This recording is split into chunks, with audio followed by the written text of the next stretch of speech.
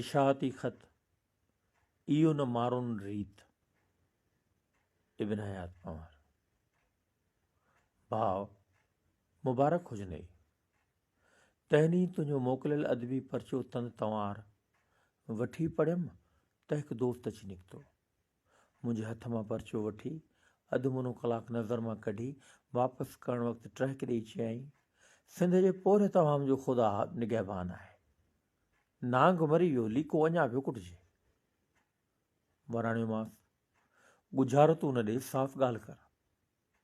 चयईं, अदीब ऐं दानिश्वर तबिको बि वक़्त जी तक़ाज़ाउनि खे न सम्झे ऐं अखियूं ॿूटे कलम वाहींदो हले त उन क़ौम जे पोरे तबिके जो कहिड़ो असरु थींदो जंहिंजो 85% अवाम अणपढ़ियल, अणॼाण ऐं गुगदाम हुजे।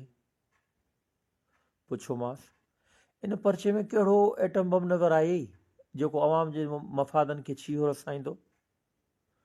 पर हाणे तुंहिंजी बि इहा ई मर्ज़ी आहे त असां अञा बि क़ौमियत जो नारो हणूं, पंहिंजी क़ौम जी फुरलुट कंदड़ तबिके सां गॾिजी कमु करियूं।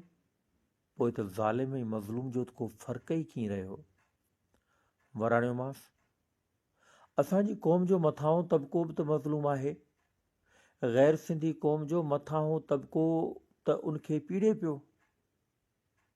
मुंहिंजो इहो जवाबु ॿुधी वॾो टहक ॾींदे चयईं त सिंधी क़ौम जो मथां तबिको जंहिं सदियुनि खां वठी पंहिंजे मिसकीन क़ौम जे मिसकीन अवाम जो रत चूसियो आहे, उनजो इहो जुर्म इन करे माफ़ करे थो छॾी त साणसि ग़ैर सिंधी क़ौम जे मथां तबिके वरी उन खां पोइ ज़्यादतियूं कयूं आहिनि।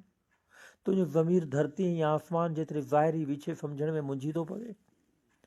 भलाई करे सिंध जे मज़लूम हारियुनि वटि वञ ऐं सदन दिलि में झाती पाए ॾिस त हिननि जी दिलनि में केतिरा घाव आहिनि ऐं कंहिं कंहिं आहिनि। उनखां पोइ सदन झुगनि में लियो पाए, सदन नंगनि ऐं न्याणियुनि खे ॾिस त का बदन ते सॼी अगड़ी बि अथनि ऐं सदन मुहांडनि में नज़र कर त को रत जो फुड़ो बि नज़र अचई थो ऐं पोइ कसम विझी पुछी न त अव्हां सां इहे कहर कंहिं कया आहिनि। इंसानी न्याउ ऐं क्यास खां कमु वठि, ज़ालिम आख़िर ज़ालिम आहे। वराणियोमांसि, तूं अकुल खां कमु वठि। ॾिसने त सिंध जो वॾेरो, मीर, पीर, कामोरो सभु मज़लूम नज़र ईंदो।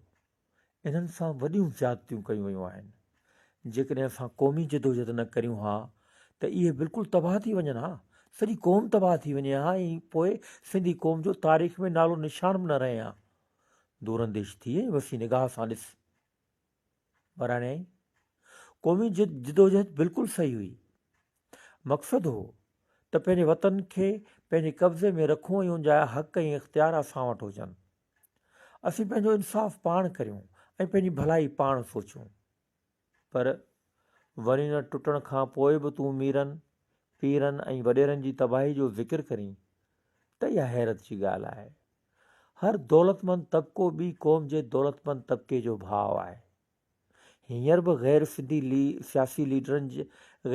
सियासी लीडरनि जे पुछ सां सिंध जा केतिरा पीर, मीर ऐं वॾेरा ॿधा पिया आहिनि। दौलतमंद तबिका बि पाण में कॾहिं ईअं विढ़ंदा आहिनि जीअं ॿ हारी ॿाहिरि विढ़नि। अफ़सोस आहे त सिंधी ऐं गैर सिंधी दौलतमंद तबिके जे पाण में ज़ाती मफ़ादनि तां वेड़ तुंहिंजी अखियुनि ते अंधाई जी अहिड़ी पटी चाढ़े छॾी आहे जो मज़लूम पोरे तबिके जी हमदर्दी विसरियो थी वञे। मज़लूम ऐं ज़ालिम में को बि फ़र्क़ु नज़र नथो अचे। क़ौमुनि जे पंहिंजे माज़ी जे मादी ऐं रूहानी सरमाए सहेड़ण लाइ मूंखे इज़त आहे। इहे वॾनि जूं निशानियूं आहिनि। जीअं कंहिं अज़ीज़ जे मरी वञण खां पोइ उनजा कपिड़ा, उनजूं शयूं, उनजा वार ऐं नह वग़ैरह सांढे रखिया वेंदा आहिनि, पर इनजी का इहा माना त न आहे त मज़लूम जी तरफ़दारी खां वधीक उन्हनि चीज़ुनि खे अहमियत ॾिजे। बाक़ी अदीब, आलिम ऐं डॉक्टर तिन जो इन पोरे ते पेट थो भरिजे। हू पंहिंजे पोरे जी साख कीअं घटाईंदा? हू त इन ई इश्क में मतवाला चवाईंदा। अलबत खाउन जेकॾहिं इहो पोरियो छॾाए जिस्मानी पोरे ते आणे बीहारजे न त हू मिसकीन तारीख़, तहज़ीब ऐं सक़ाफ़त जे इश्क तां हमेशह लाइ हथु खणी पेट ऐं पोरे जे मौज़ू ते दफ़्तरनि जा दफ़्तर कारा करण सां गॾु खेनि पंहिंजे अॻूणे इल्म ऐं फ़िकिर खां वधीक नई सोच ऐं नए फ़िकिर जी ज़रूरत वधीक ऐं अहमियत नज़र अचे। सिज लही चुको हो।